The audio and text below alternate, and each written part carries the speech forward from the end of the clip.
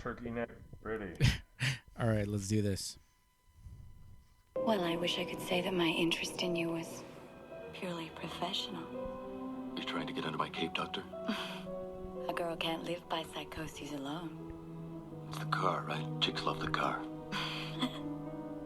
What is it about the wrong kind of man? In grade school, it was guys with earrings. College, motorcycles, leather jackets.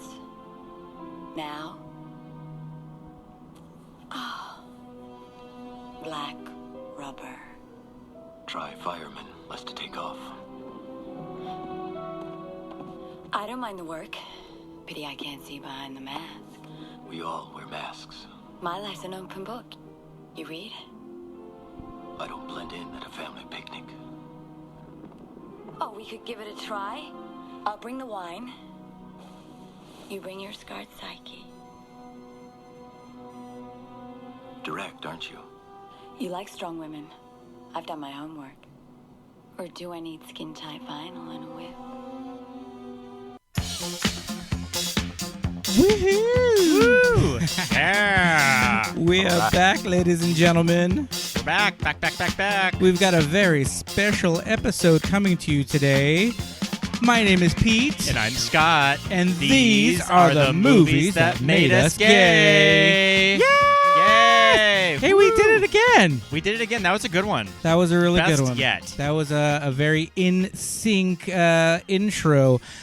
Scott, do you want to talk a little bit about what we've got going on and introduce our very special guest? Oh, of course. Well, we watched Batman Forever from 1994, directed by Joel Schumacher, with our good friend Dylan Hay-Chapman. Yay! Hi, Dylan. Hey, how's it going, guys? This is our first Skype call on the podcast. So, yeah, this is my pod cherry, too. Hey. You've never done a podcast before? Nope. Wow. And also, very special episode because Dylan is our second straight man on the podcast. He is indeed. Right after Chris Sigliano. Welcome Wait, to the podcast, does that Dylan. mean two in a row, or No, not quite two in a row. We should be so lucky. But yeah, this is some high tech shit we've got going on. Yeah, you guys were working those soundboards and computers like you're on the Enterprise earlier. I feel like I'm going to launch someone into space right now, frankly. This is pretty fantastic. But Dylan, we're glad to have you here all the way from Oregon. Bend, Oregon. yeah, living in Bend right now. It's the same time zone, Yeah, thankfully. is. so it Yeah. all worked out. Thankfully. Well, Hey, Scott, how long before you guys stop nodding on doing the podcast? And, say yes out loud. and pointing at the TV as we're talking to each other. Ooh, look at that scene. Can you believe that outfit? We'll try to I'm nodding. Great. We won't have any video commentary on this, but maybe we will. Not yet. I'll record this on my phone.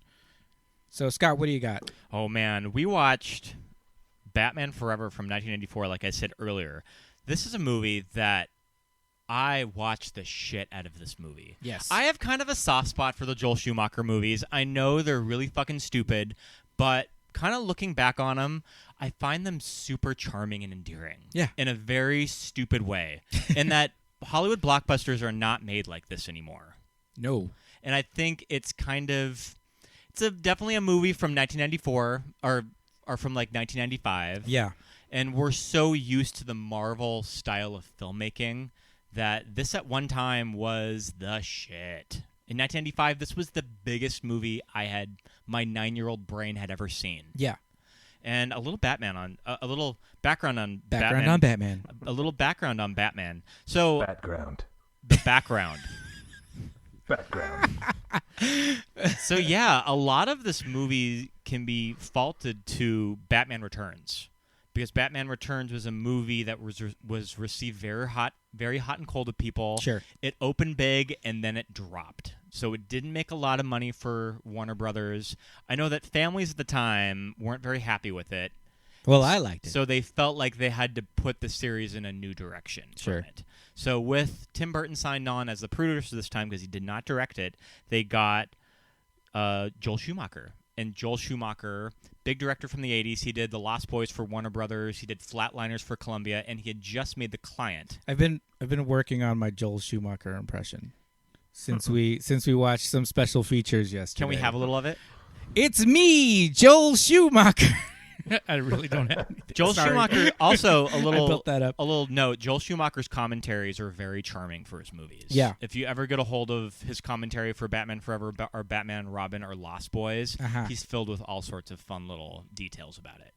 But, yeah, he had just made The Client for Warner Brothers, which was pretty successful. It made a lot of money, and it got a few Oscar nominations. So they signed on Joel, and Michael Keaton passed on it. They offered him a rumored $15 million for it, and he said no. And another actor that was considered for Batman was Ethan Hawke. I don't buy that. Wow. Dylan, have you ever that? heard that? Yeah, I've never heard that So before. supposedly they offered it to Ethan Hawke, and he said no, which I could not see this movie made with Ethan Hawke. And like, Val Kilmer was a stretch too, though. Were it not for Iceman, if he hadn't already done Top Gun, I don't think anyone would have considered him, because he was a comedy before. yeah, that. top secret. Well, I mean, he had just made Tombstone, and I know that Schumacher watched Tombstone, and he was like, "That's Batman right there," and they offered it to him on the spot right after watching Tombstone. So there you go. Yeah. So yeah, in this movie, a lot of plot holdovers from the original script treatment for Batman Returns, because in the original Batman Returns script, Robin was in it. Yeah. And then they wrote him out. Who are they going to cast as Robin? Marlon Do you have that Wayans. information for? Marlon Wayans was originally cast as Robin in Batman Returns. Really? Yeah. And they paid him out because he was never in a Batman movie.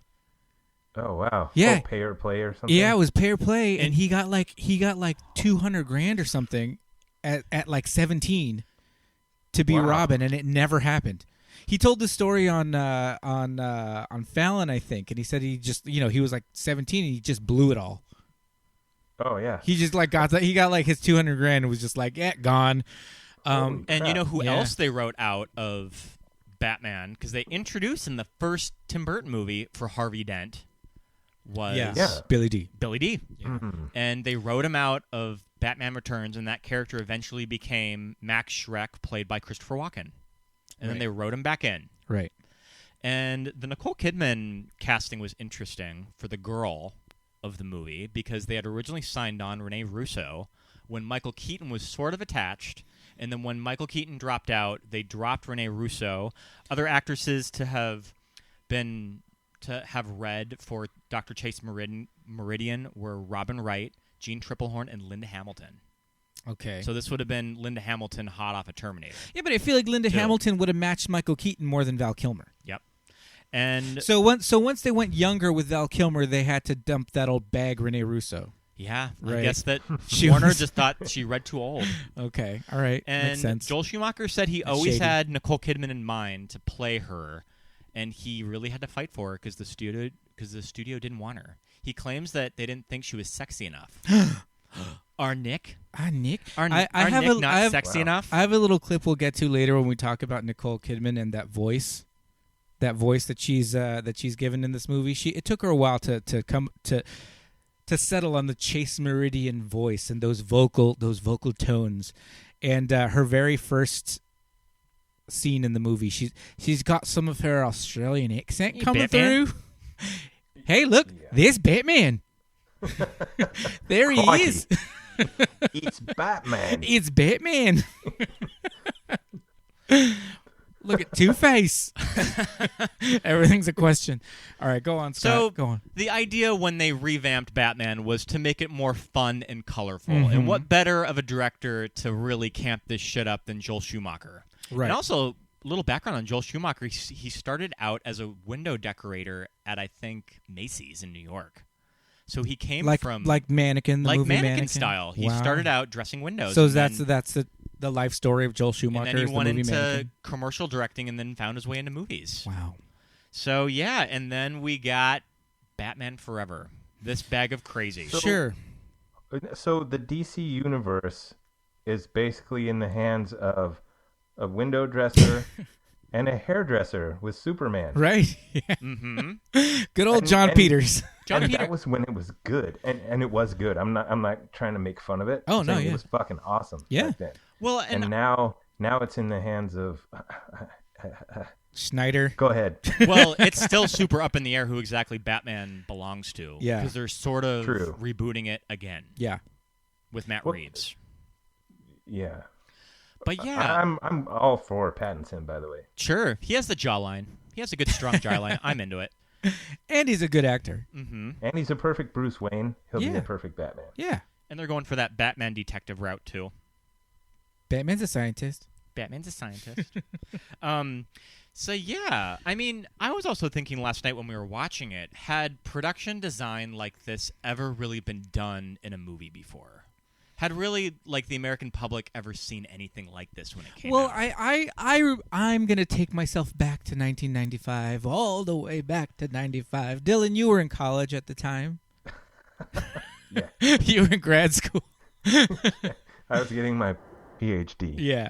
No, but I mean, I had just graduated high school. You know, this was the next Batman movie. Batman Returns, I fucking loved. It was amazing, all that. Me too. And, this came out, and I feel like the only thing that we had to, like, compare it to, everybody was just like, oh, it's like Blade Runner.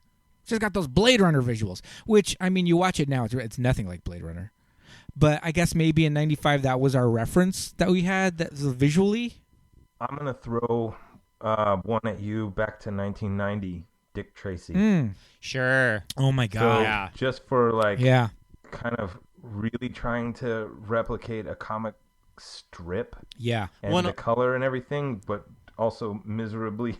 Well, and also, Yeah. Dick Tracy was sort of trying to emulate the success of the '89 Batman too. Totally. It was True. like taking they were everything. mining comics. It was Yeah. taking everything that the original Tim Burton Batman movie and taking everything that you probably shouldn't have.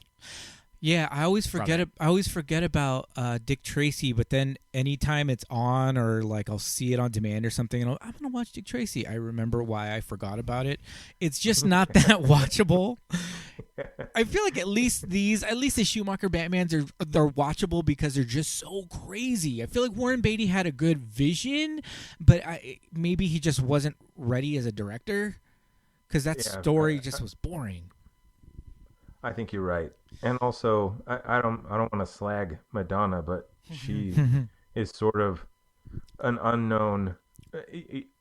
I don't know if it's her or just the public, but she's hot and cold at the box office. Oh, like yeah, Robert for Altman. Sure. Yeah. No, I mean she's done amazing things in the music world, but her Movies were always hit and miss. yeah, her forays onto the big Yeah. screen Usually have not miss. always been hits. So, okay, Dylan, talk to us about what you thought when you first saw this movie. Because you probably haven't seen this in a while. I feel like It we has revisit been a this while. every, few months, every year we or so. We got to get our Chris O'Donnell. We got to get our Chris O'Donnell Robin fix. nipple fix. I will talk about my huge crush on Chris O'Donnell in this movie later. right. But yeah, what was your impression of revisiting this movie? Well, like Peter said, I was in college, or I was dropped out. I did that a couple times. Sure. But I think the last time I saw it was on home video when I was working at a video store. But I do remember really enjoying it. And I was a huge fan of Jim Carrey at the time. Tommy Lee Jones was hot off of The Fugitive, right? Yep.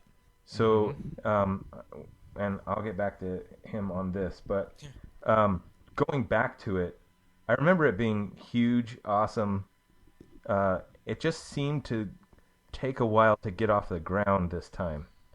But I still really enjoyed it. But I was also just kind of gobsmacked at how it hasn't aged as well as I thought it would. But I still Sure. really enjoyed it. Yeah.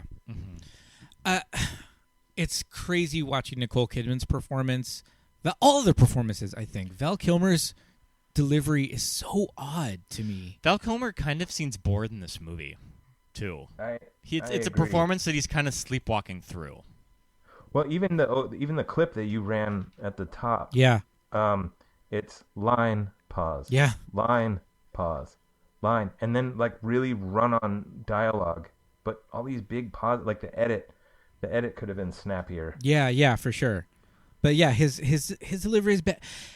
And I feel like his delivery as Batman and Bruce doesn't really change that much. This is pre, Christopher Nolan, so we don't have like the Cookie Monster Batman voice. But I feel like even Michael Keaton changed it up. You know, Definitely. I feel like he was delivering a voice when he was Batman. Val Kilmer's just very like flat, and it's all there. Even his Bruce voice is there. It's just really weird. And Nicole Kidman, I feel like, you know, she'd been around. She'd done some stuff. Well, I mean, this was an interesting point in Nick's career. Nick. Our Nick, we always refer to her as our Nick. As our Nick. Because, I mean, she was well-known, but she was mainly known as Tom Cruise's wife. I was thinking as we were watching it, was this her first big non-Tommy project? Because they met on Days of Thunder in like 89, 90. And they did Far and Away. Far and Away, and she would just be sort of his arm candy at all of these red carpet events. Yeah. And at the Oscars, and her career really didn't take until 94 to blow up, because in 1995 she came out with this movie and also To Die For. Okay. And To Die For put her on the map. Okay. This is a big up and coming leading lady. Well, she also had Dead Calm. Dead Calm. Yeah. That's the boat one with Billy Zane. Yeah, with Billy Zane and Sam Neill. Yeah. You see Billy Zane's butt in that movie. Sam Neill? Yeah, Sam Neill from Jurassic Park. And your Nick's butt is Ooh. in that one too. Mm-hmm. When he's assaulting her. Did you see this movie? So maybe I don't know if you remember, if you had any sort of frame of reference for her. But when you saw this movie, were you just like, yeah, she can get it? Or were you just like, she's fine? No, I think she's totally smoking. Because she's a beautiful woman. woman. At the time, too, yeah. She's got that Veronica Lake wig on, and she's ready to go. What makes you think it's a wig? Everybody in this movie looks really good. Oh, my God, they all look amazing. Even Alfred. Except for Tommy Lee Jones. Right? Oh, my God. However, his stunt double, there's that shot where he gets in the car. Sorry, I don't mean to derail. Oh, no, it's fine. It's fine. There's a shot where he gets in the car, and it's clearly a photo double with a really bad wig. I meant to get a picture of it, and I forgot to.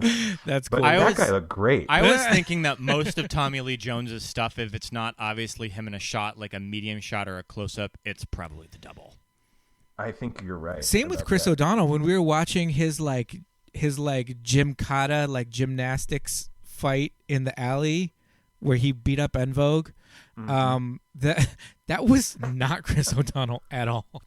Oh, we should also say way. Chris O'Donnell's stunt double was a Olympian. Yeah, I think was it Mitch Gaylord or was it Bart Connor? I think it was Mitch Gaylord. I think it was Mitch Gaylord was Chris O'Donnell's stunt double. That's kind of crazy. Are you serious? Yeah. What? Like, who knew? Wow. Okay, so I do want to play this little clip of Nicole Kidman, and Dylan, I think you might be one of the best people for this. Tell me if you can get a little bit of a Aussie accent in here. It's very short, but I caught just a little bit of it. See if you can hear what I'm talking about. Hot entrance. Two-Face. Two guards are dead. He's holding a third hostage. Didn't see this one coming. We should have, though. The second bank of Gotham on the... Second anniversary of the day I captured him. How could Two-Face resist? I'm Chase Meridian. How could Two-Face resist? Oh man, I was watching an episode of Big Little Lies today, and the episode that I was watching, you could hear a lot of her Australian accent in it, and it's super heavy scenes where it's super dramatic. Sure, you can start to see it slip. Yeah, when you can tell that she's really in the moment and she's not thinking about it. Yeah, and you can start to hear the Australian accent slip. How could Two-Face resist? Second bank of Gotham. At least he didn't hit the first or the third. On the second anniversary. Australian accents are crazy because, like, somebody like Cate Blanchett and Nicole Kidman, they're like these beautiful, like, refined women. Super posh. They're so posh looking. But, like, Cate Blanchett in interviews, she's just like, yeah, I really like this movie. I just did. I play this lesbian. You're like, what the hell, Cate Blanchett? You're supposed to be way more refined than that. I think even when you talk to Australians about her accent, first of all, Nicole Kidman was born in Hawaii. Sure. So certain Australians take issue with that. But also, her accent's very posh for Australia. Sure. So you can tell that it's an accent from society. Well, too. Yeah, it's a Kath and Kim. True. True and Prue. True and Prue. If you haven't watched Kath and Kim, ladies and gentlemen, go and find it. It's on Netflix. And you know who loves Nicole Kidman on Kath and Kim? Sharon. Both Sharon and I think that isn't it? I think Kath always talks about our Nick. Yeah, they both. Yeah, Kath and Sharon both love Nick. They claim her as their own. All right, so open on like Tokyo Gotham, Tokyo Fever Dream Gotham. So you know what I noticed in this viewing was that like they would have these big crowd scenes filled with like Gothamites, and some of the ladies would just have like a crazy like neon yellow wig or like blue hair. You know what? Did you notice that they just kind of peppered in these like, I don't know. I think that at the time that was kind of ahead of its time, maybe. Yeah, I think you're right. They were really going for a highly stylized. Yeah. It sort of rolled like, even though the Batman '89 was extremely Art Deco and really sort of beautifully brutal, they really rolled it as far back to Adam West as they could. Yeah. Even with the ending where they run in front of the bat signal, but yeah, which I was totally fine with. I still am. Like, it wouldn't do well in this continuity, but right. But yeah, I totally agree. It was so many huge, bold choices. These movie sets also sort of harken back to the 60s Batman, too. There's a lot of sheets on chairs. All the flats. Just furniture were covered. A little, like they're trying to fill out this giant sound studio. Sure. Yeah, and also just the Riddler's machine looked like it could have been pulled with a little bit of acrylic plexiglass, could have been pulled off of the old set. Oh yeah, for sure. And like that initial costume, that's like Frank Gorshin. Oh yeah, Is that actor? With the leggings though. Yeah. The costumes were awesome. Yeah. I do love. I mean, we don't really have to go beat by beat, but I do love in this movie. It kind of set up what I think what they took from Riddler's kind of like his little origin, where he's like making the costume. He's in his little crazy sideways apartment. His railroad apartment. Oh, yeah. That had like that crazy Terry Gilliam like set decoration with like all the TVs piled on top of each other, and he had this moment where he like became the Riddler, where he like looked at his little machine and he saw the guy's suit and all that stuff, and I feel like that was very much like Selena Kyle's big scene in Batman Returns, where she went back and she made her Catwoman suit.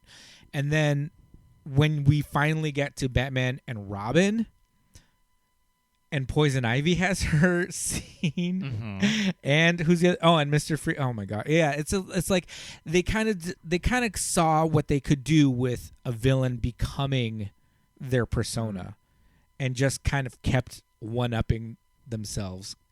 They even introduce Edward E. Nygma as like a disgruntled employee too, kind of like Selena. I think they're really laying the groundwork for setting up these, because there's so many characters. They just have to give everybody these intros. Did you notice Jon Favreau? No. Yeah, he's got no dialogue, but he's Ed Begley Jr.'s assistant when they come in. No way. Here with Fabs. Just roll it back. Jon Favreau's in there. Ed Begley Jr.'s performance is like, see? Oh man, it's a lot. Give him the Golden Globe. Give him the Cable Ace Award right now. Yeah, Nygma. Oh, yeah. Back to work, Nygma. What the hell are you doing here? So that's what Screech's dad. Yeah, it's a very Saved by the Bell performance. Oh my god. So okay. We haven't even gotten to like Robin yet. Oh, Robin comes in so late in this movie. Yeah, probably like 30 minutes in. Yeah. But that's fine. I mean, we've got some that first opening scene with Two-Face. I feel like none of these big set action pieces really make a lot of sense. The whole thing with Two-Face trying to steal that vault. That weird safe that had all of those compartments in it that the boiling acid was in. Yeah. Yeah, so how hard... Why is it so hard for you to steal what's in the safe if you've already rigged it? Yeah, exactly. He put the boiling acid inside, but he's trying to steal the Or whole is that what Gotham Bank But it was also supposed to be saves your acid. It was supposed to be like a trap for Batman, though. Oh, so they were Oh. luring Batman Yeah. there. Oh, right. Yeah, they didn't want what was in there. Yeah, that's true. The opening scene I always was impatient with when I was a kid. I wanted to kind of skip ahead to the Gotham Circus. Yeah, but the Gotham Circus doesn't come in for like another 20 minutes. Yeah, there's no point in going this beat by beat. But okay, let's see. What do I have here? So I have Gothamites with crazy hair. Okay, so Tommy Lee Jones's performance right off the bat, top of this movie. So this acid that was thrown on his face in the court. I love that there's footage from GNN, Gotham News Network, that's these edited cuts of the courtroom. And his manila envelope perfectly shielding his face from the purple acid. You can tell that we don't have time to go into a full origin story. Just put it on the fucking TV. You know what? That's a good point. So at this point, the Joker, acid. Yeah. Two-Face, some acid. But they're the only two that are accidental. Sure. And then Selena Kyle becomes a villain on purpose. Riddler becomes a villain. How does Penguin happen? He's born deformed. He's born deformed. And he right. just lives He's among them. He's thrown He's into just the mad. river by his parents, and he's raised by circus people and penguins. That's right. Poison Ivy is a substance, Bane substance. Yeah. Mm-hmm. Yeah, Wow, science. okay. Yeah. But I feel like Poison Ivy and also Catwoman, weren't those are more supernatural though. Right? Well, no, maybe Poison Ivy was science. Yeah, she fell into all of her plant chemicals. Plant chemicals. There you go. But those cats bit Selena Kyle back to life. Yeah. She fell like 50 right. stories. There's some like resurrection going on with Yeah, that. yeah, that's some Pet Cemetery Cat's shit eye. right there. Yeah. Drew Barrymore was in that too. Ooh, Oh, man. Cat's Eye. Drew Barrymore and Debi Mazar. This was a very different time in Drew Barrymore's career. Sugar and Spice. She was very lucky to get this role as one of Two-Face's gun malls. I love these two characters. These two characters are definitely like, this is some... They're drag queens. This is some RuPaul's Drag Race main stage runway shit. Yeah. She's Drew Barrymore is serving some pheromone in the Oh, All-Stars yeah. All-Stars 4 talent This show is true. with that robe. Yeah. She's going to slip on that in front of her compact. Debi Mazar has her Thorgy Thor wig on. Okay, so you said Debi Mazar looks like Thorgy Thor. This may be over Dylan's head as our resident straight for the evening, but I thought that Debi Mazar's wig was giving me a little Battlefield Earth.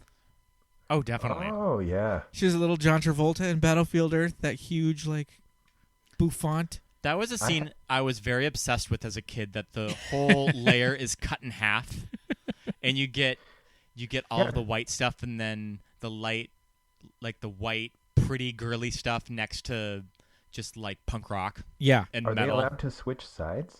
Never. Like, never? Okay. It's like Lucy and Ethel. They've got that line of scotch tape down the middle of the room. They can't cross. We have a sample of their dialogue. You should play it. Okay, I'm going to play... I love both of their line deliveries on it. You don't have to play the whole thing. It's pretty stupid. No, we have to play the whole thing. Hold on, here it is. Don't worry, baby. You'll kill him soon.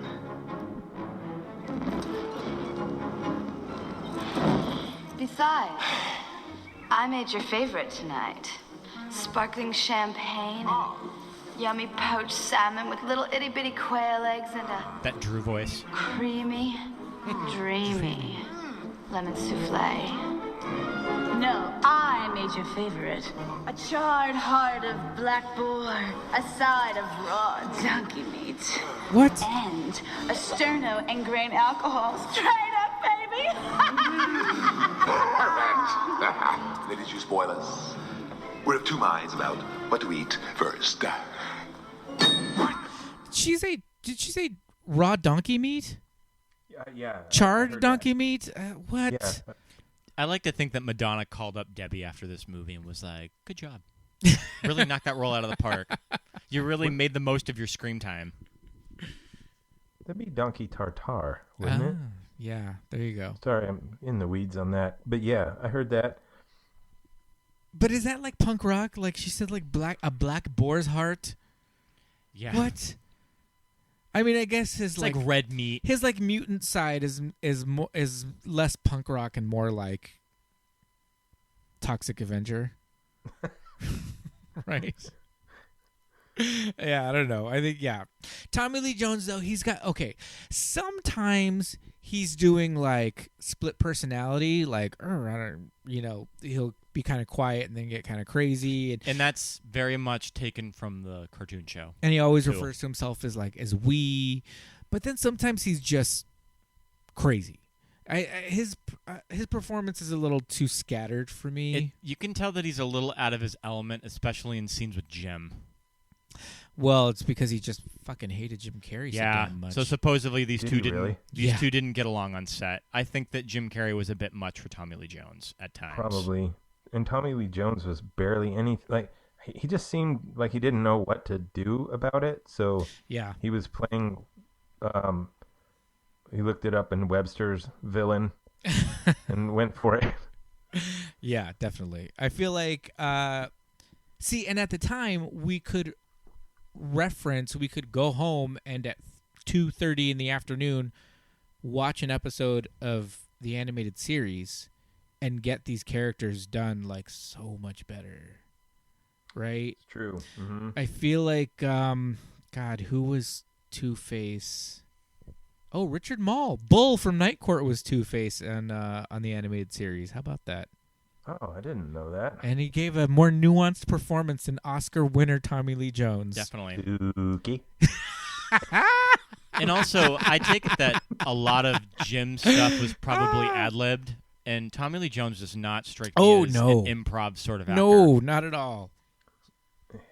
Hell no. No.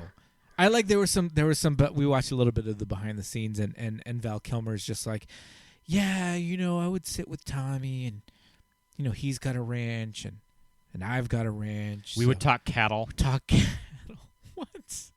Wow. Just talking cattle, Tommy Lee Jones. That's our next week's episode. In the makeup trailer. Yeah. Oh, so I think that we should get to Robin. So they go to the Gotham Circus. Please do. Yeah. Well, I mean, or should we talk about Nicole Kidman? The Flying Graysons? Because they do introduce Nicole Kidman wanting to fuck Batman.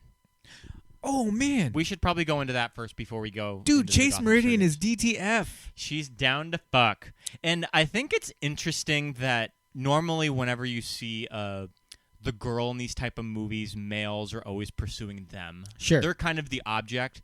And what's kind of oddly refreshing about this is that she's kind of using him as the object. Right. She's trying to pursue him. She breaks into like. She fires up that bat signal, man. I assume the bat signal is on top of like what, the police station or city hall or some shit. She broke into the police station and she fully turned on that bat signal to get him in lingerie. yep. Because he shows up and she's fully just wearing like a corset. Her trench coat's laying right there next to the spotlight. Her full-on like trench. Yeah. Oh my god. But yeah, that's her main character beat, is that she wants to bang Batman. Okay. Well, this Pat's. And also her like commitment to it. I met someone. Like, okay, once. Yeah. I think I'm ready to introduce him to my parents. And I was thinking that if they were gonna bang, would he have to take off his like pants, like his bat pants? Is it all one piece? No. I'm sure it's a quick release on the utility belt. Well, I guess that he does have that cod piece. He's got to keep the cowl on though, so Chase Meridian doesn't know his true identity. But she wants that. Maybe the cod piece comes off. Am I the only one here who has seen the fan art? It comes right up. Well, that's your fan art, so to be fair. No, I'm talking about all the fan art. I've seen it. Oh, Jesus. So wait a second, though. Yeah, it's got to be quick release. Oh, yeah, yeah. He's lying about that. Yeah, you take off the utility belt, and it's just like, come on. And it does kind of bother me that he's so disinterested in her too. Batman doesn't have time for these broads. He just sort of dismisses her as like, women. He's got an estate to manage. He's got like he has no time for Dr. Chase Meridian. Oh yeah. So do you think that when I was watching it, I kind of saw parallels between Dr. Chase Meridian and Harley Quinn, and kind of this universe would this have been the Harley Quinn role? Or are you speaking about Dr. Harleen Quinzel? Harleen Quinzel, because she does work at Arkham. Yeah. She's like their main doctor. Did you see the Suicide Squad? I did see it. Yep. Okay. Yeah, that's what you're referring to, right? Yeah. Like those back flashback scenes. Yeah. Where she's like talking to the Joker, Mr. J. I mean, yeah, I can see that. I see a little bit of it. Yeah, for sure. I don't think that Harley was that big of a character at this time. Well, Harley was introduced on the animated series, right? Yeah, that was 90. Damn. When was the animated series? I want to say early 90s. Yeah. I was definitely in high school when it was on, so yeah, she probably came in the first couple of seasons of that show, and then she got 92. Yeah, and then she got introduced as canon like immediately into the comics, like based on the popularity of the show, right? Yeah. So Val Kilmer. Yeah, that was Eileen Sorkin. Arlene Sarkin. The voice actor? Can I get? Yeah, why can't? Arlene Sorkin was the voice actor, Mr. J. So Val Kilmer goes to see Nicole at. I'm not really sure what is this a live-in office place? I think it's her. Does she work and live there? Is that her apartment? He says Commissioner Gordon told me to come to visit you to talk about Two-Face. So I'm assuming this is her place of work. Is it the same set as her bedroom though? In her apartment? It kind of looks like it. It does look like the same set as I her think bedroom. it's her live-in office space. It's a live workspace in Gotham City, like those downtown lofts in Gotham. Yeah. Very affordable. So Bruce brings her the first puzzle or like riddle. These riddles, man. Clock. Clock. The answer is a match. A match. Oh god. Okay, I've got a little bit of that scene. Hold on, where is it? You have a thing for bats? Oh, that's a Rorschach, Mr. Wayne. An ink blot. People see what they want. I think the question would be, do you have a thing for bats? Still playing with dolls, Doctor? She's a Malaysian dream warden. Some cultures believe she protects you from bad dreams. It's silly to you, I'm sure.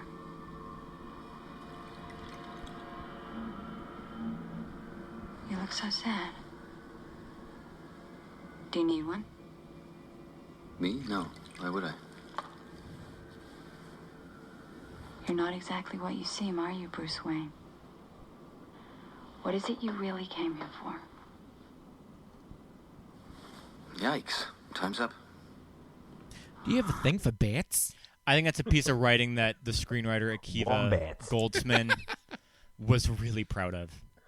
It's like, we're going to put all this stuff that's going to be like symbolism for Bruce's psyche. We're going to drop this like Malaysian dream warden, but it's like... But this Rorschach is clearly a bat. It's clearly a bat. Come on. Oh, well, maybe you have a thing for bat. Come on. Yeah, I think that's so the screenwriter being... No, yeah. I think it's the screenwriter being very happy with himself when he wrote that. Sure. But yeah, I don't know. I think that is the most animated that Val Kilmer is in this entire movie. In that little bit right there. And he was just and like... it's not flirty. No. Like, so, once the scene's over and she likes him, I was like, what? And what's so weird about this movie and its tone is that it goes from very Looney Tune elements to stuff that's so serious like this. Yeah. And Batman's backstory is played so deadpan. I don't even know what's going on with his like weird like trances that he goes into where he sees the like giant stuffed bat like hanging. What is that? Wasn't that the Enigma machine? Sure, yeah. Well, happening. Or when we no? were watching the bonus features, there was that big sequence that they cut with the giant bat. Oh, what? Yeah, did you not notice that? Maybe I fell asleep. Yeah, the screenwriter was talking about how when he was down in the cave, a giant bat like appears to Bruce, like this comically large, never-ending story bat, and it didn't make it into the final cut. I guess that it's like the cockroach that appears to Michael Keaton in Beetlejuice, or I mean to hey, how are you? Hey, how's it going? He wouldn't appear to himself. But yeah, this backstory is so boring. Just this character work that they're giving Val Kilmer, it's kind of like, who cares? We've seen, even in 95, we've seen this origin story a lot. Yeah, I feel like by the time this movie came out, I'm sitting there, and this is the third Batman movie, and I'm going, Martha Wayne's pearls falling to the ground in slow motion again. And guess who did that in 2016? Zack Snyder. The exact shot. Yeah. I think it was at least in one of the Nolan movies. Mm-hmm. Yeah. Yeah, so that's all boring. But we eventually get to the Gotham Circus. So I have a lot of questions about the Gotham Circus. Is this like a stationary circus that doesn't leave, or is this a traveling circus? It's at the Hippodrome, which is clearly like a venue in Gotham City on the riverfront. Yeah. Not the Hudson River. So we're introduced to the Flying Graysons. Sure. With the very cute Chris O'Donnell. And, Do you know much about Robin, Dylan? Robin was one of my absolute favorite characters. I thought Chris O'Donnell was a great choice for him. Okay. So did they take this from the comics, this whole backstory? About the acrobats? Well, yeah, with Dick Grayson at least. Yeah, I think so, as much as I know about it. I haven't read... I know he was orphaned, and I think the family was acrobats. So I think it's like dead on. And that's essentially like why Robin becomes Bruce's like ward, right? Yeah. He's somehow orphaned. Okay. But I'm sure somebody else knows better than me. But sure. I'm pretty sure that that's pretty right on. Fair enough. The Flying Raisins. Yeah, go ahead. Yeah, no, I think it's right on. The Flying Raisins. He was great. Sorry, right. Go ahead. No, he was really good. Yeah, he's really good in this movie. And this was Chris O'Donnell to 9-year-old Scott was like the dreamiest guy I'd ever seen in my life. Every woman that I worked with was excited to see the movie for that. He just seems like somebody that you can just take home and meet your mom. Yeah. Was this after Scent of a Woman? Yes. I think he was offered the role when making Circle of Friends with Minnie Driver. He said that on the bonus features. I do remember that. Mm-hmm. Oh. Yeah, this is post Scent of a Woman, because in Scent of a Woman he looks about 15 pounds lighter. Yeah. And I think he just worked out to bulk up for this movie. Mm-hmm. Got to get that red breast. Yeah. And Scent of a Woman, it introduced the world to hoo-ha. That was good. That was very... Whoa. We were watching... He was in Dick Tracy, too. We were watching Bill Hader on Conan, and he said if you ever want to impress your friends with an impression, just say, whoa, for Al Pacino. Whoa. Neither one of us can do it. Whoa. We can't impress anybody. I can do the hoo-ah. So Chris O'Donnell was one of the main inspirations where I got my ear pierced when I was hello. in junior high, because he rocked it so well. Did he now? He had a hoop. Full-on pirate movie. That was what I was just ring. about to say. I remember him having an earring in this movie, and it was like a hoop ear. And we were watching it last night, and I was like, that is bigger than my wedding ring. Color Me Bad. A giant hoop. That's very New Jersey of him, super. too. It's super Color Me Bad. And yeah, the only other thing that I couldn't take my eyes off of was the fact that his earlobes are attached. That's like one of the... You had to point that out to me. I'd never noticed that. It's one of those weird things where some people's earlobes are attached and most people's aren't. His are attached. They look weird. Look it up. Google it, people. I couldn't see the earring was in the way. Yeah, that giant. The bigger the O. Robin, it was like you could put like a cloth napkin. It's like a napkin. Robin He got it at Cost Plus. Robin rocks the t-shirt vest combo very well. That nothing says mid-90s to me more than an oversized vest with a white t-shirt underneath. I remember trying to jeans. replicate that look. Oh, I did replicate that look very well. I still do today. I also really like the biker look when he strolls up to Wayne Manor in his leather jacket and his bike. With his pins on. And, and he had the helmet that didn't have like a face visor. I would pay skull. I would pay real money for that helmet. That prop? That prop. Where is that prop? Where is that prop now? I want it. Dylan, where do you think that prop is? Do Robins have red heads? I don't think so. They have a red breast? Yeah, it's their chest. They have black So heads. He should have had a red face mask on. Oh. Like a red glass. Yeah. But who cares? Is that a robin? No. It's a cardinal. And it does kind of suck. It's a cardinal. And it does kind of suck that they don't put him in the signature Schumacher Batman costume until the last 20 minutes of the movie, too. Yeah, he's got to wear that stupid spandex. The Schumacher movies always did that. They always saved the cool costumes for the very end. For the last act. Yeah. That's true. Well, just like, and then you got to crash the Enterprise again. Yeah. But I thought it was actually really cool because we kept getting to see the Burt Ward costume. Yeah, that's true. That's over true. and over and over. Yeah. Which I thought, I could have seen more of it. I thought it was really cool. And it was clever that they built the Burt Burt Ward costume into the acrobat. Yeah. That was really that was his costume for the circus. That's kind of clever. That was smart. Dylan, what were you going to say? I noticed the Flying Graysons. So like there was sort of a belt, and then there was kind of a dance belt for the men. Yeah. And then they had like little tails on the back. Did you it was notice like that? it was like they call that a peplum. Okay. It's a peplum. It's like a little. Mom didn't have that. Oh, she didn't have it? No, That's Mom interesting. had like hers just sort of terminated at the waistline. So hers was more like a leotard. So yeah, so and theirs theirs was had more the like little a tuxedo. Yeah. Jacket. That's how you can tell when they're flying through the air. No, but why did the dance belt stop like at the bottom of the crotch? So there was nothing going up the back until. I mean, that's a weird. We had plenty of looks, so yeah, there was a lot. Yeah, we didn't see the dance belt on the bat suits until much later. But yeah, I'm just surprised that that we wouldn't have the real dance belt on the acrobat costume. You get that really good awesome. Shot of Chris's stunt double doing like the flying work. Are you telling me that Chris O'Donnell did not do that trapeze? Oh yeah, I guess not. just the close-ups of gratitude. Yeah. No, but yeah, that was really cool, incorporating the Burt Ward color scheme and just it was essentially the costume, but just kind of scaled down to a very what would be used for a circus acrobatic performance. So that was cool. But I remember seeing like a Cinescape magazine or something like that before the Robin armor was released. Yeah. And they showed the classic Robin outfit in all of its bright red saturated glory is in the movie. And I thought, whoa, because that's weird. Making Batman black. Yeah. And then you get full Robin. So yeah.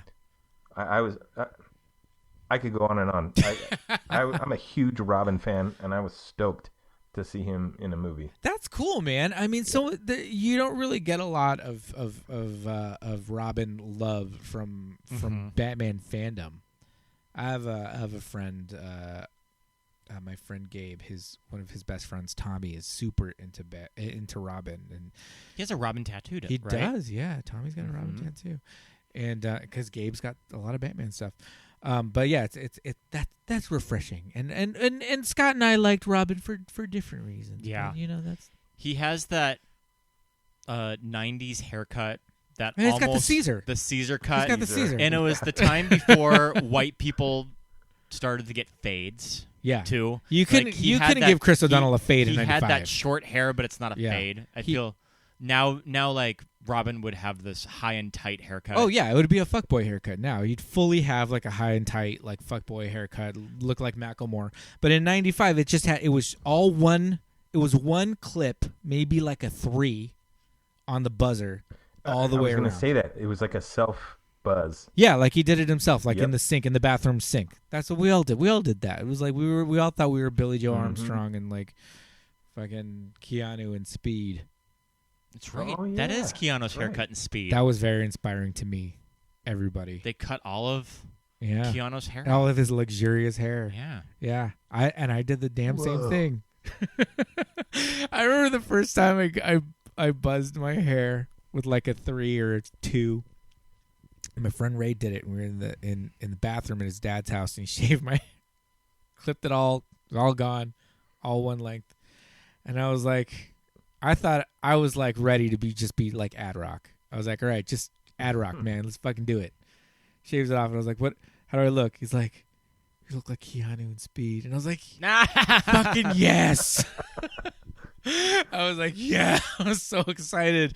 I looked at myself in the mirror, and I was like, I do look like Keanu in Speed. My roommate in college was sort of prototyping his look off of Joey from Friends. Yeah. And then the moment Keanu buzzed his hair for Speed, his hair was gone too. Gone, yeah. Yep. Because Joey just had like a floppy, like, the side part. The Northern Pole is what we used to call him. Northern Pole. Well, he had the floppy for a while, and then he got the Northern Pole like Chandler. Oh, sure. Yeah.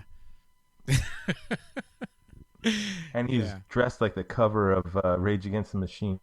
Oh, shit. Like, over and over. We're getting in the weeds. Sorry. Yeah. It's all good. So you had the clip of Robin talking to Alfred, right? Talking to Alfred. Oh, Dylan, you mentioned it before. I love this scene. Is this a Robin? Can I help you settle in, Master Grayson? No. Thanks, I won't be staying long. Is this a Robin? My brother's wire broke once. I swung out and grabbed him. My father said I was his hero. I flew in like a robin. Some hero I turned out to be. But your father was right. You are a hero, I can tell. How cool is fucking Alfred in this movie? Yeah.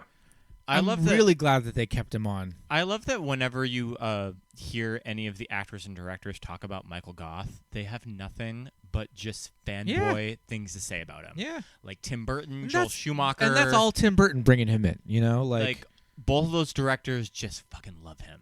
Yeah. He just has this beloved reputation. Yeah. Of just being great. Did you grow up with any of the Hammer horror movies, Dylan?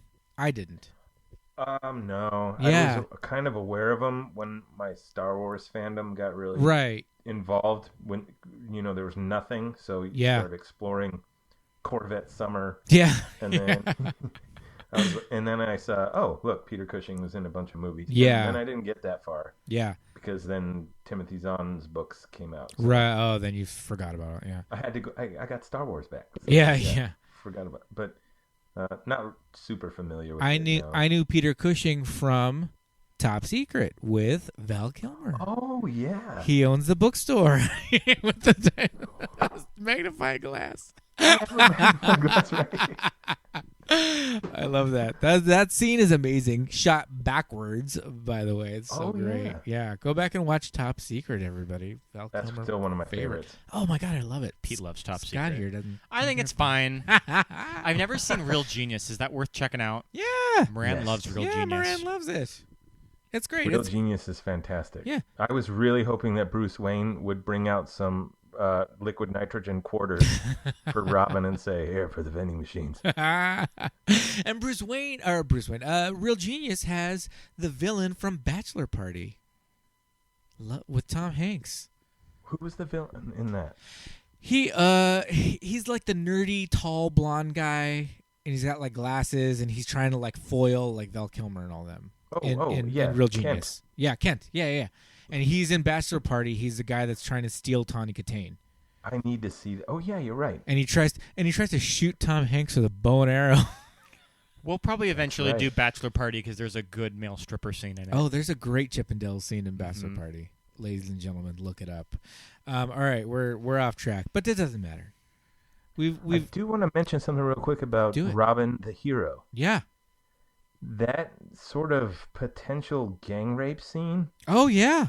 Where he saves the girl was harrowing. Like, I mean, it was just sort of played off as, so this is what typically would happen, right? And I was just thinking, like, this is horrible. Like, yeah, I mean, Gotham at the time in 1995 did have a rampant, like Mad Max, neon blacklight gang that was roaming the streets. Yeah, like the Warriors, sort of.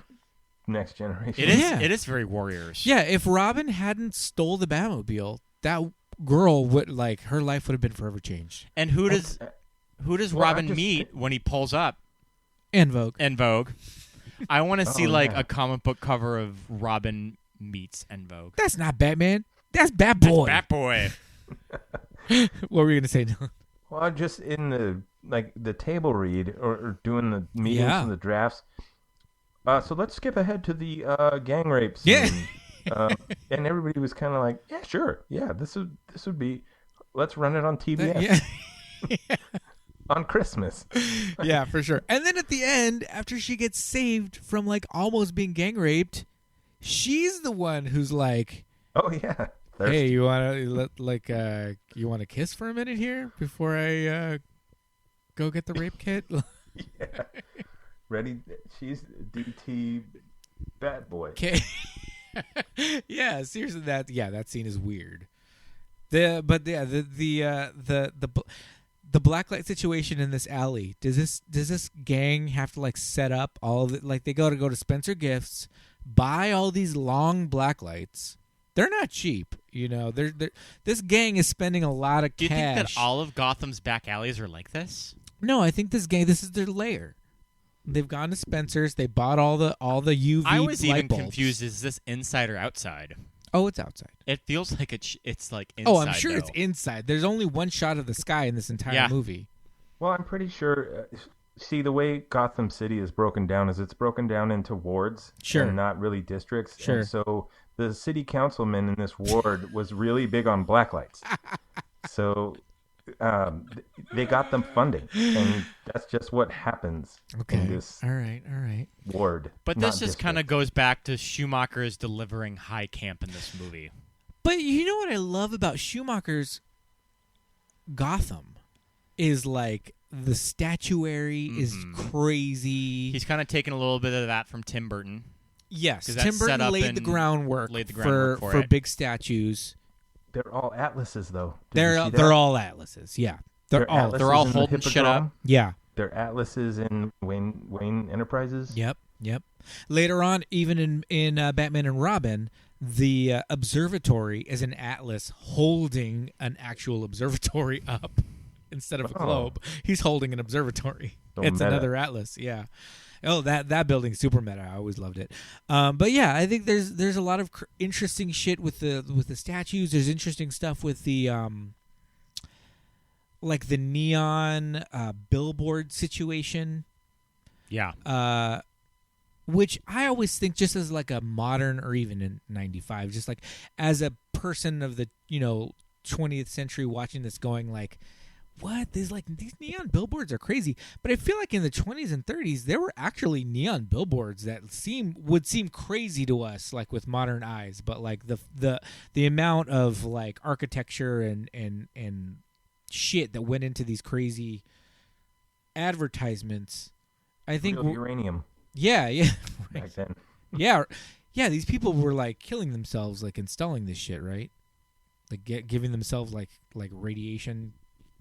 Yeah, and there's sickness. All the glassware too. Yeah. Just nobody knew the dangers of all this stuff. I'm from Nevada. A lot of gels in this movie. A lot of lighting gels. Oh, lighting up every single set with the colors of the rainbow. Yeah, this is like a hallway in the Veronica Mars' high school.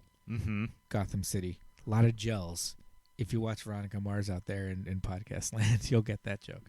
Anyway, where are we in this? So we should probably talk about Jim Carrey's plan, because I'm sort of confused of what the Riddler's master plan is. Is it just high def TV? Yeah, is it high def? Is it HD TV? 4K? Because he talks about you'll be a part of the show. Be in every living room and become omnipotent. Right. And also, are brainwaves a thing? that you could like harness? The Riddler talks about brainwaves. Is that a thing? Well, brainwaves are a thing, but like the way he's intending to use them, maybe. Yeah. Yeah, it's a bit. I think it's a stretch on what. Obviously. So okay, so he's saying okay, like buy my like Roku stick, right? And everybody who buys a Roku stick and uses it, it all just gets funneled back into like his head, right? If he wants, I think. You're right. Yeah. But there's that shot of him on his chair, his throne, that everything's going inside his head. Sure. Too. So I think he's already harvesting everyone. He's already in the giant like popcorn coffee percolator with like fins. I don't understand. Osterizer. Yeah. Yeah, I don't know what's going on there. Some oceanfront property. I feel like Jim Carrey these costumes left little to the imagination. Oh yes. These like sequined like onesies. There was like lighting. They had like LEDs. But lots of stoning. Did he stone those tights? It keeps me safe when I'm jogging at night. Every single Jim Carrey line is used for the advertising of this movie. When you watch the trailers, they lifted every single scene of Jim Carrey and they put it in the advertising. There's not one moment in this movie that's not in some piece of the advertisement for it. Yeah. Well, he's in pretty good shape, so. No, yeah, he is actually. He does look really good in these skin tight, a lot of good sequin cane onesies. Work. That cane work. Yeah. Can we talk about this fucking cane? Oh, yeah. Jesus, amazing. That was so cool. They don't use a double for that. He's on That's the color actually guard. Jim. Yeah, color guard. He's like a drum major. Mm-hmm. Yeah, I do have a little bit of his performance just because it's nuts. Let me see here. Where is it? Release Chase. This is between you and me. And me. And me. You've been sucking Gotham's brainwaves, and now you've devised a way to read men's minds. You betcha. Soon my little box will be on countless TVs around the world, feeding me credit card numbers, bank codes, sexual fantasies, and little white lies. Into my head they'll go. Victory is inevitable. For if knowledge is power, then a god am.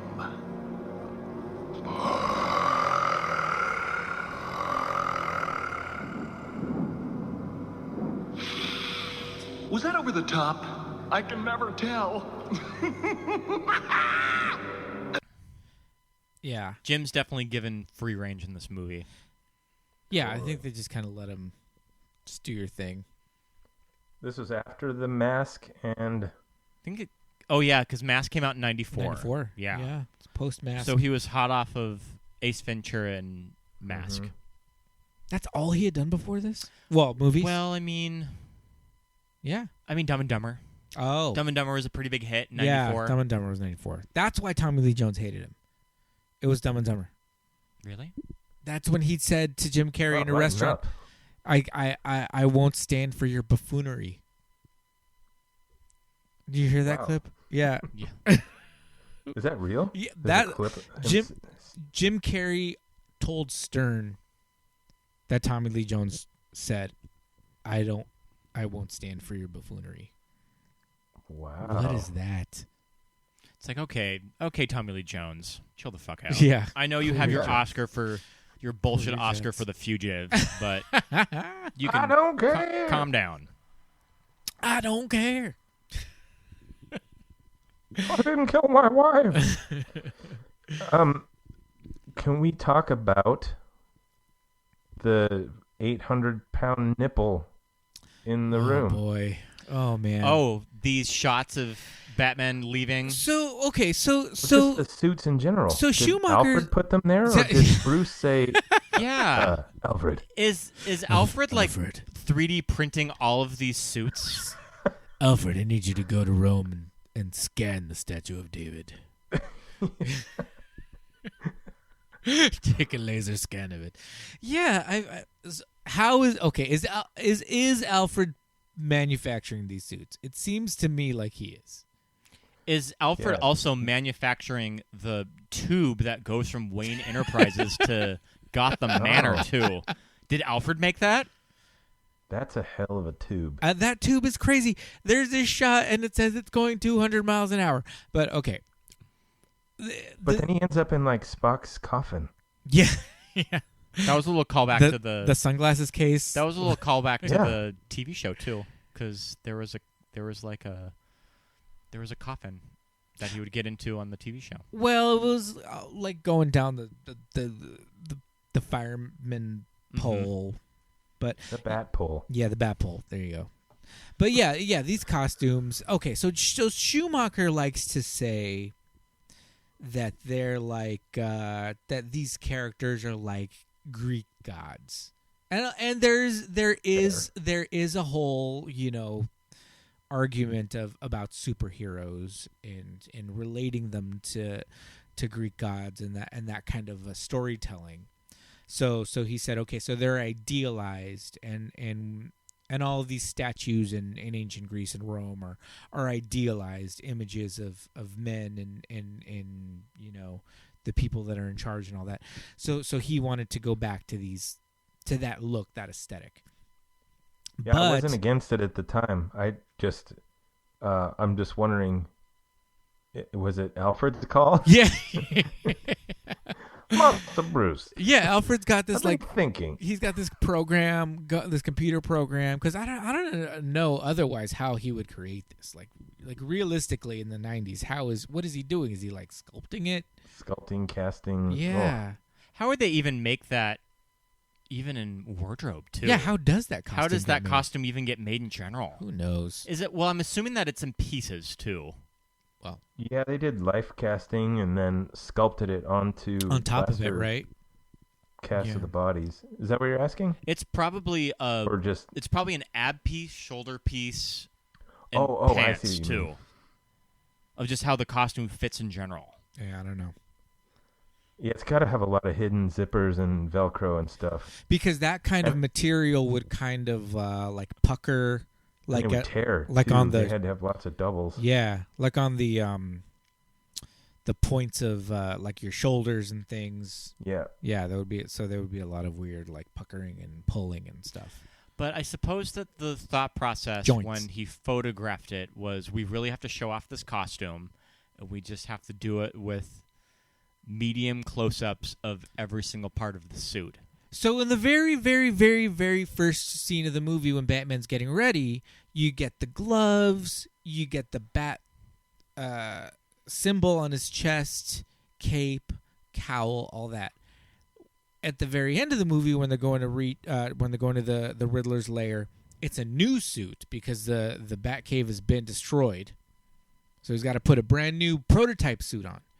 And this is the shot where you fully get badass, like a zoom in, tight badass on the ass, and then when Robin's putting his suit on, you really get you get the nipples, all of the like anatomy. You get the reveal of Robin's suit just when he walks down the stairs. He's walking down the stairs. You don't get those shots until Batman and Robin. That's true. But Robin in this movie does get a hero shot on the craggy island. Holy Rusted Metal Batman. Holy Rusted Metal Batman. I love that shot. The big reveal, or like the big hero shot of the island, of him on the rocks. Yeah. Mm-hmm. Okay, so we're now on the craggy island with the Riddler's lair.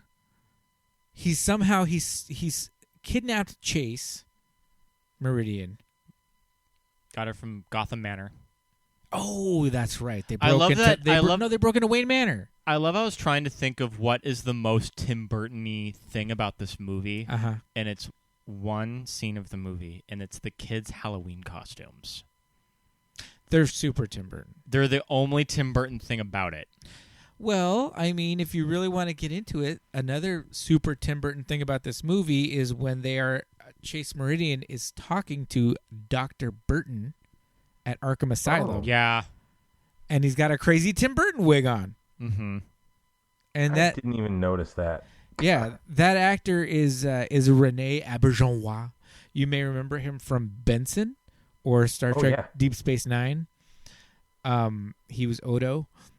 And he's a doctor at Arkham, and the character's name, I don't even think she says it in the movie, but it's just in IMDb that his character's name is Dr. Burton, and he's wearing like a Robert Smith wig. Phil Spector. Hello. So, all right, so we're on the Craggy Island. I like the little game show scene where Robin has to pick between the Boy Wonder and Dr. Chase Meridian. Yes. I like that little piece of acting from Jim. Okay, so they give him a lot to work with in that scene. He's funny in it. I have that. Do you want to hear that? Yeah. Okay, it's kind of short. Yours is the greatest riddle of all. Can Bruce Wayne and Batman ever truly coexist? We'll find out today! But first, let's meet our contestants. Behind curtain number 1. The absolutely fabulous Dr. Chase Meridian. She enjoys hiking, getting her nails done, and foolishly hopes to be the love of Bruce's life.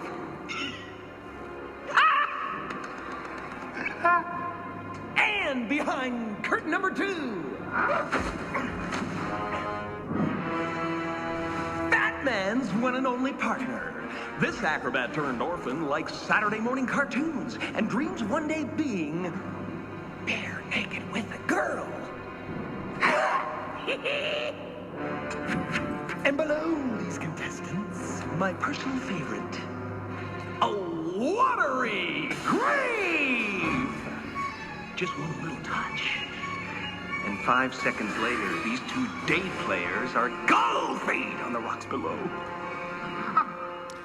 So this is the most Adam West Batman. Oh, definitely. Yeah. We get. This is straight up a scene that you would see on the TV show. But he even said he used the voiceover references to it. Yep. Yeah. I love the old series from the 60s. Oh yeah. We have that Blu-ray. Dylan, are you frozen again? No, you're good to go. Can you hear us? No. I feel great. Okay. So we have the entire Adam West 60s Batman series on Blu-ray, and that shit is like really solid. Oh, super watchable. It's so fun. It's so much fun.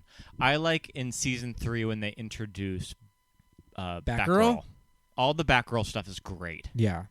I should get those and watch them in order. I used to watch it just when it was on after school. They're so much fun. So I remember when I've probably seen the same 5 episodes. Oh, sure, yeah. Times, I remember when Batman Returns came out, they would be on Nick at Night.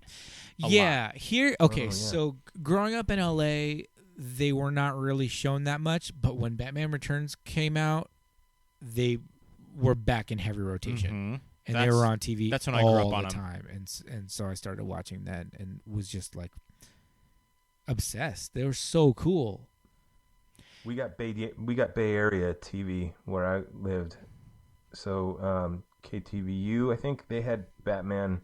They were rerunning it when I was a kid. Yeah. So I used to catch it then. Who are some of your favorite villains off the TV show?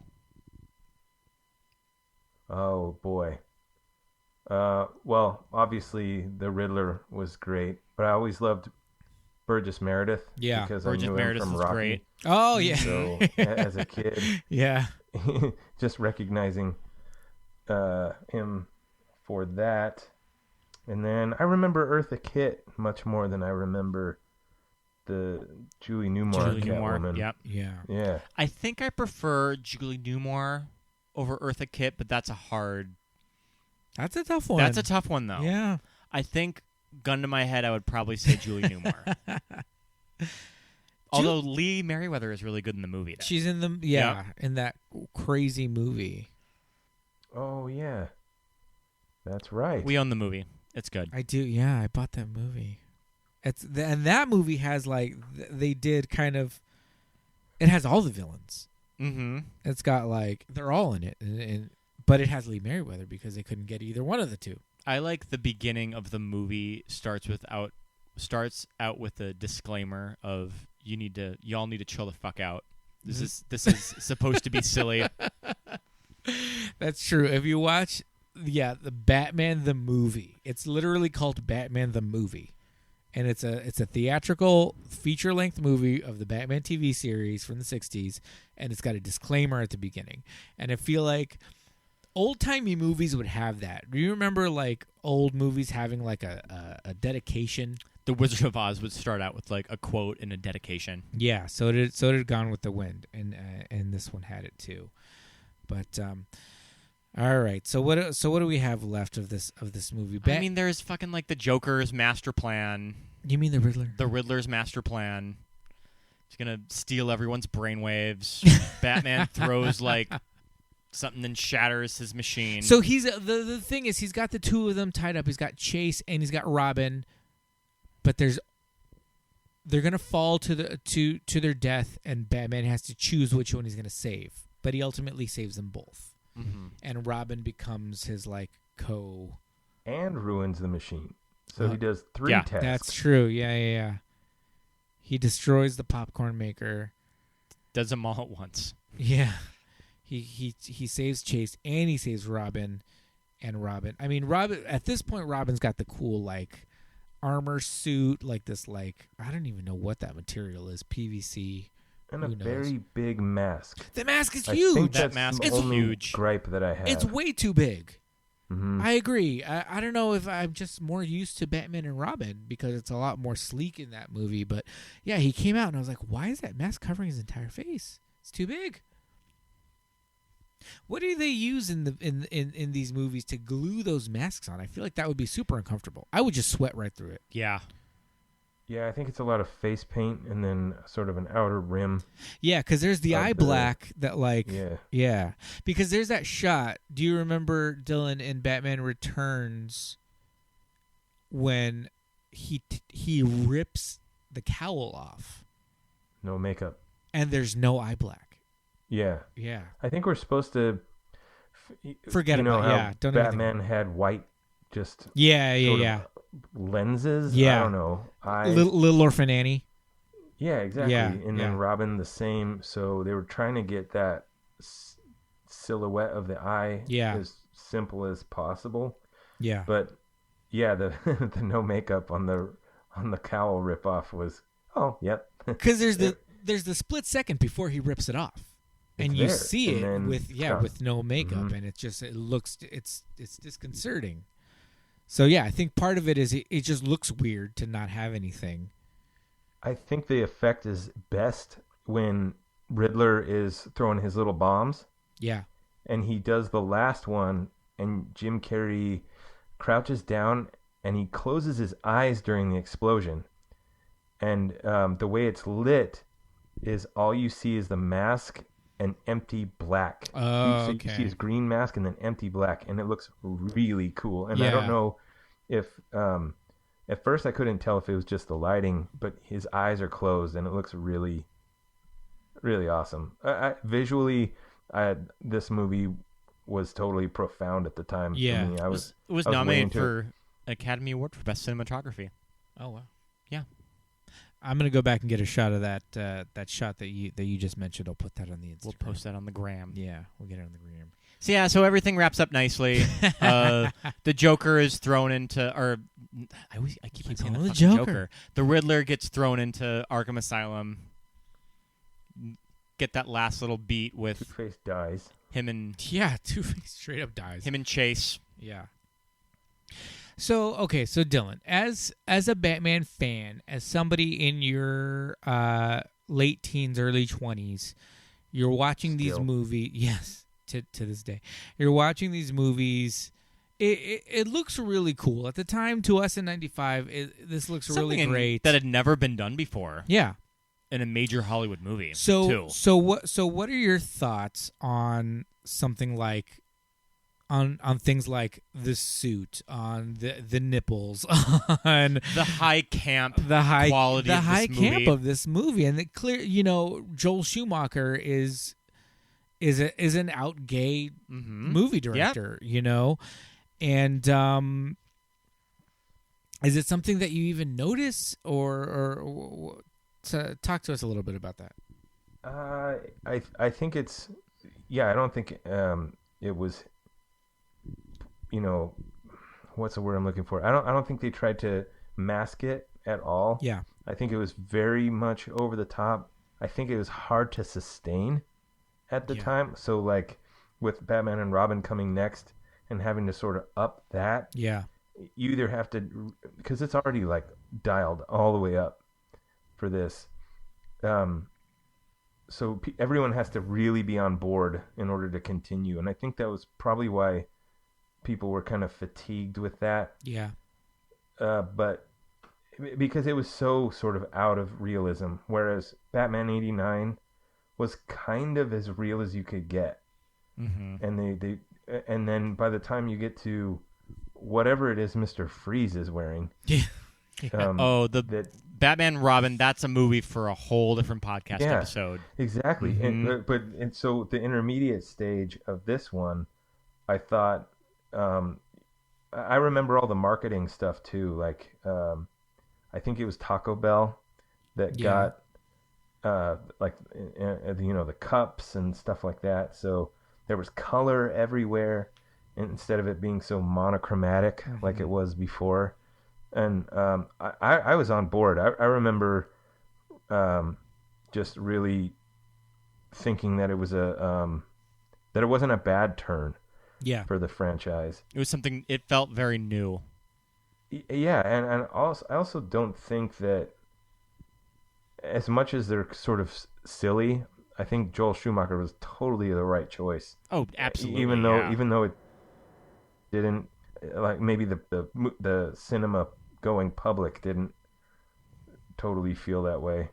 But I can't remember how most other people felt about it. I just remember being excited. I mean, this movie was I wanted to be in that business. So this movie was a gigantic hit. It made $336 million at the box office. It opened at a record $50 million, and $50 million today that seems pretty normal for a big budget movie. But for 1995. That was a lot of money for an opening weekend for a movie. Probably adjusted for inflation, that would be maybe like $130 million for an opening weekend. I also felt like it was time for that sort of level of visual presentation in the summer blockbusters. So, it's a total showpiece of a movie. Yeah. I remember the Seal video. Oh my God! Oh, this heavy rotation. This fucking soundtrack was the shit when it came out. How have we not even talked about Seal? Kiss from a Rose. That was this movie. This was that movie. It's just in the credits. It's that's why it's in the credits. And even that like U2 song, U2 song, and there was the music video. Hold me, kill me, thrill me. There was the YouTube video that put them in the comic book, which is really cool. Yeah. I guess that Schumacher tried to get Bono in the movie somehow, but it didn't work out. I think Bono was supposed to cameo somewhere. Hold me, kiss me, kill me, thrill me. Yeah. Something like that. So those in a different order. Hold me, thrill me, kiss me, kill me. There you go. Yeah, like two big pop songs attached to this movie. I totally forgot about Kiss from a Rose. Yeah, this soundtrack was huge. Kiss from a Rose has never gone away. I think no. It's a classic. That song. Oh, geez, Louise. I got to pull that up. Get out of here with Kiss from a Rose. Wow. Thank you for bringing that up. Yeah, thanks for bringing that up. But, yeah, I mean, it's pretty cool that Schumacher kind of delivers this very gay movie, and he sold it to the American public, and everyone just accepted it. Yeah. It's so incredibly heightened and big and it's campy. It's a huge stage presentation. Yes. It's just a total... It's a total escapades. Show pony of a movie. I mean, okay, it's Batman and Jim Robin. Carrey dressed like Annie Lennox. Yeah. in his first Riddler. Why does he have pink hair? Why does he have a pink flat top? Well, he's also wearing like grease paint too. Yes, yeah. So, and lip, he's got stuff on his lips. He's got a lip gloss. A lip color. Yeah. Mm-hmm. Like he's fully clown. Yeah, Harlequin. He's like Rouge. Yeah. He's like Commedia dell'arte. Like, but there's also a little Ziggy Stardust going on too. Yeah, for sure. Totally. Yeah. I didn't even think of that with a flat top. Yeah. You can see when his little mask kind of sometimes it'll move a little bit. Yeah, there's a line. You can see the line of the makeup. Mm-hmm. Is it airbrushed? Do they airbrush the makeup on over the mask? It's a lot. His build out, he got a lot of work done. Yeah. Yeah. Faster than Alfred. Yeah. Yeah. Wow. Oh man, this movie. It's a lot, but it's a lot that I can get behind. And there it is. There it is. We'll just have that there. Seal will play us out. But yeah. Do we have any final thoughts? Have we missed anything? Final thoughts about this movie. I forgot to say where I first saw this movie when I was a kid. Yes. When I was 9 years old when it came out. Yeah. I saw this movie at the drive-in with my dad. Ah. We went in his truck. So cool. Yeah, and I loved it. I had a lot of Batman action figures. I had the Batplane. I had the Batmobile. I had Batman, Riddler, and Two-Face. And I think I still have a few of them in the closet. I think we have some of them. I have the Val Kilmer Batman, and I think have your Two-Face. I have the Two-Face action figure. Yeah. I did not get the Dr. Chase Meridian action figure. Oh. Just kidding, they didn't make one. Oh. I would have wanted it though. I would if you had that. If they had it. Yeah.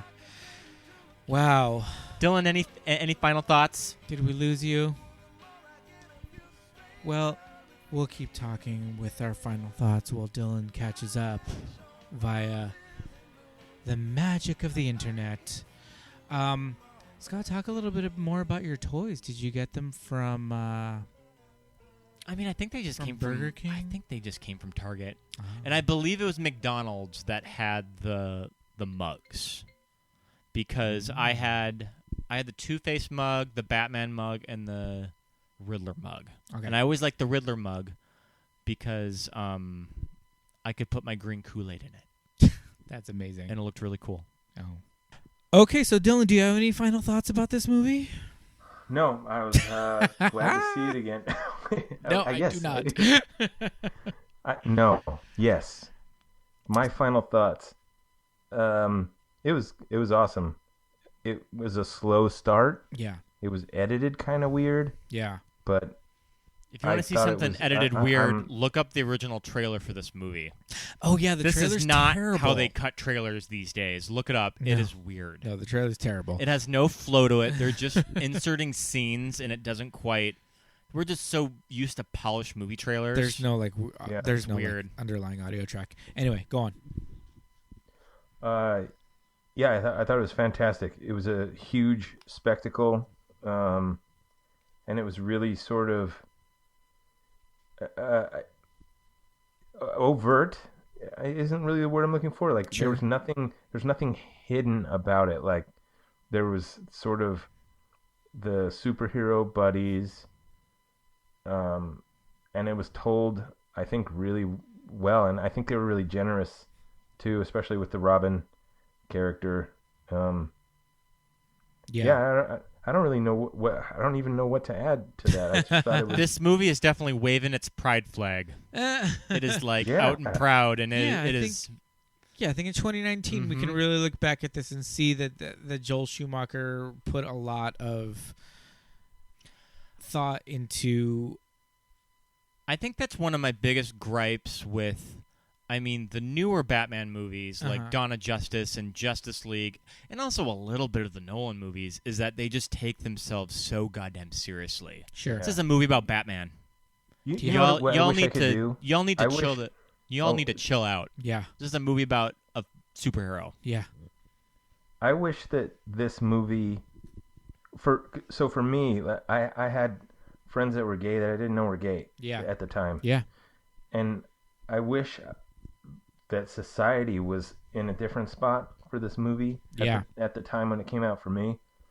So, because I think there would have been some really good conversations back then. Oh, yeah. But I don't know, man. That was still, like when you watch Friends and you watch how they sort of dodge it. Yeah. And get weird about it. Yeah. And then, or make jokes. Yeah. Yeah. And some of them are really kind of cruel. Yeah. And then Joel's at the helm and there's no jokes.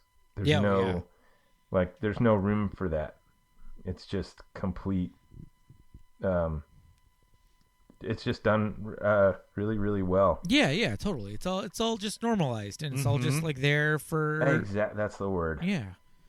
This is a movie with a capital M. It is a movie. Yeah. This is like a piece of cinema. Yeah, for sure. Well, thanks for coming on, man. This was thank you so much. So much fun. This was so much fun, and thanks for trying out the Skype stuff with us. We're still kind of getting the hang of it. This is like the future. Yeah, blazing the trail of technology. You know what? We need the brainwaves. I know. We need that like Nigmatech. We can mount it right on my MacBook. If we had Nigmatech, this can go right on my computer. Yeah, I know. Just stick it right on the top. That would make things so much easier. But yeah, Dylan, thank you for coming on. Thanks for having me for your lowest rated episode. I love you guys. This is going to be amazing. This was super fun. I had a great time. Dylan, do you have anything to plug? Do you have any social media you want people to follow you on? You can say no. I'm trying to hide on social media. That's cool. That's cool. Fine. Yeah, we'll just put the bio up. All right, sounds good. Good enough for me. Well, boys and girls out there, you can follow us on social media. You can go to Facebook and Instagram and look for us at Movies That Made Us Gay. You can also follow us on Twitter at MTUMG Pod. That's Movies That Made Us Gay Pod at Twitter. And you can also leave us a message on Gmail if you feel so inclined at moviesthatmadeusgay@gmail.com. But Instagram, that's kind of where we're at right now. Go on Instagram. You can leave us any messages, any movie suggestions, comments, all that good stuff. And while you're on iTunes listening to this, don't forget to give us 5 stars. 5 stars. Smash all 5 of those stars while you're there. Thanks for listening, everybody. This was really fun. I hope you had a great time. We all did. Dylan, thank you so much. We love you, buddy. See you later. Love you too, guys. Bye, everyone. Bye. We will see you soon. Good night. Good night.